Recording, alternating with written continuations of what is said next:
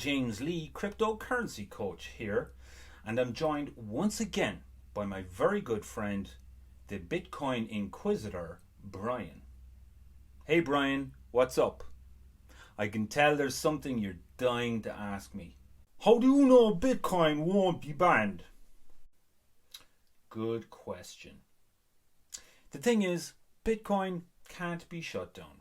If that was possible, it would have happened a long time ago. However, central banks do want to see it gone, and central banks own the governments.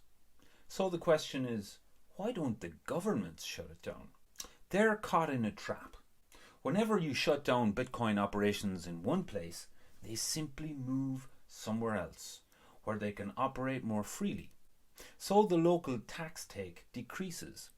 If you do what the central banks want, you lose taxes. It's a chicken and egg situation. Politicians don't care who pays them, as long as they get paid.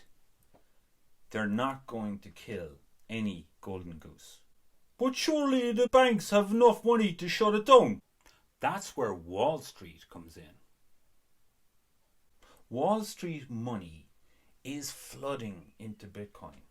Again, Wall Street doesn't care who pays them. They're not as interested in shutting down Bitcoin in the same way that the central banks are, because they see the opportunities. They don't print the money, but they have enough to cause the central banks quite a lot of headaches. And then there's one other little detail. What's that? Many politicians also own Bitcoin. Do you think they're going to kill that golden goose? I doubt it. Exactly.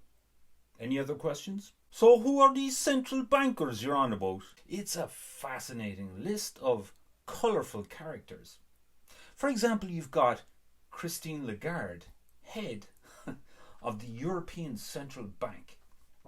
She has a fascinating resume, or as we call it over here, curriculum vitae. How do you mean fascinating? She had quite a spot of bother with the law back in France, 2016. It's all very well documented. Links in the description below. And then there's Agustin Carstens, head of the Bank of International Settlements, based in Basel, Switzerland.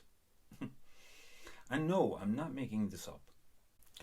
The BIS is known as the Central Bank of Central Banks. Carstens, known for his fine physique, hates Bitcoin with a passion. He's genuinely hilarious. Links again in the description below.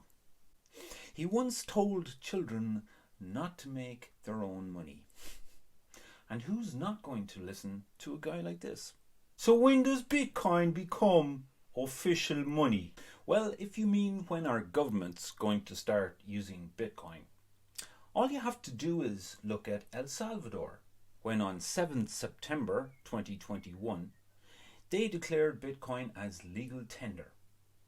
More recently, the Central African Republic did the same. Smart move.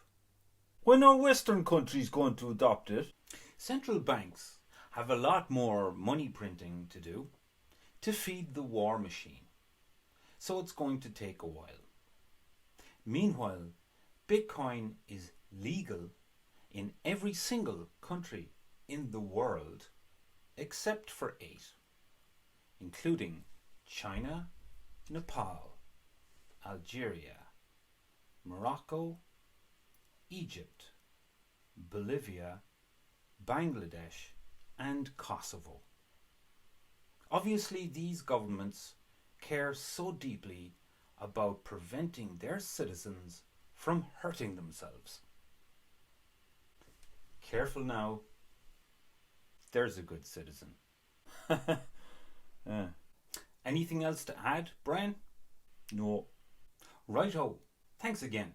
Please subscribe, like, and share this video with those you love. Visit PaulJamesLee.com and subscribe to my newsletter. See you again soon. Thanks for watching.